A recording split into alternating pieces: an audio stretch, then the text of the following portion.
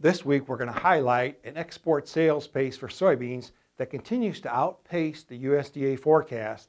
We're also going to highlight a sluggish start to the U.S. soybean planting season and also take a look at short-term weather trends.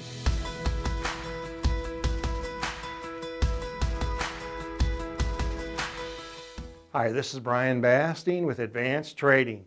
Let's talk about the soybean market.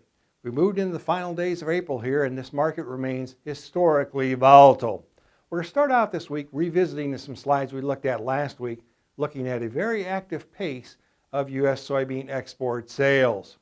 Now this slide looks at the non-China unshipped soybean export sales. Again, we looked at this last week, but it bears repeating. We do have a strong historical trend for an aggressive buying pace there at harvest in October and November, and then it tails off as the year goes on as buyers turn towards South America for their supplies. Now as we look at this slide, however, in 17-18, the surge in sales that year was linked to a smaller Argentina crop. Basically, buyers had to come in and buy more from the U.S. because of a smaller crop in Argentina. Now we look at this year, 21-22, and that purple line shows that we did see a surge there in March and in early April, linked to that smaller crop in Brazil.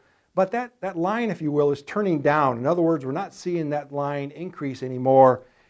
We may have seen the surge in buying has already run its course here as buyers cover their needs, and now they look towards the final stages of this 21-22 crop year.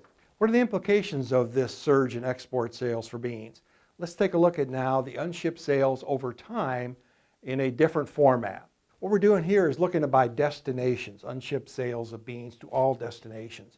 And you can see, despite the fact that sales maybe have tailed off a bit from that uptick we saw in March and April, they're still at the highest level ever, the third highest level ever for unshipped sales here in mid-April. And here's the key message we want to highlight. Last week we sold nearly 17 million bushels of old crop beans. We only need to be selling less than 1 million bushels, 900,000 bushels to be precise, to meet the USDA estimates. So our bias at this point is the USDA is understating the annual export forecast. Our export forecast is 2.200 billion bushels compared to the USDA at 2.115. Let's switch gears now and take a look at U.S. soybean planting progress. We're going to start out looking at our nationwide map. Now it's very early here in the bean planting season, but we're at 3% this week compared to 1% last week, 7% last year, and 5% for the 5-year average. Looking at the history here, over the next 2 weeks, from April 24th to May 8th, approximately 19% of the U.S. beans are planted. That would bring us up to about 24% on average at the end of that first week in May.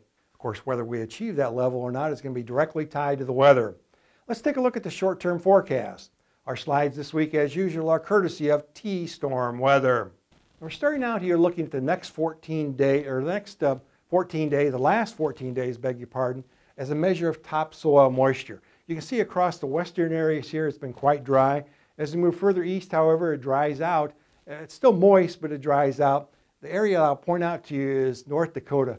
Look how wet it's been up in North Dakota with the blizzards they've experienced up there. Now we're going to look at April the 28th through May 8th, a very different pattern. Cooler as we move north and milder as we move south. So that's the overall pattern. Now we're going to get specific. Wednesday night through Thursday of this week, you can see rainfall returns here across that southern 3/4 of Illinois, Missouri, as well as parts of eastern Kansas. Now we're going to look into this weekend, April 29th through May 2nd, or Friday through Monday. It looks like some heavy rain potentially could be coming back. Those pink areas here are 1.25 to 2.5 inches of rain.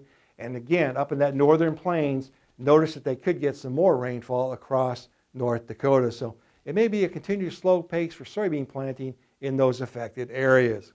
Let's wrap things up this week looking at trends in November soybean futures. Now November soybean futures are trading near $15 a bushel here as we tape here on Tuesday. That's the highest level ever for late April.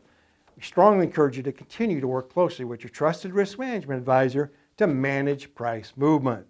Now, if you'd like more information, please feel free to contact us at 800-664-2321. We'll put you in contact with one of our risk management consultants who'll be happy to visit with you at your convenience. And remember, we upload every Wednesday. Make sure to subscribe to our channel to never miss an upload. Thanks a lot. Have a good week.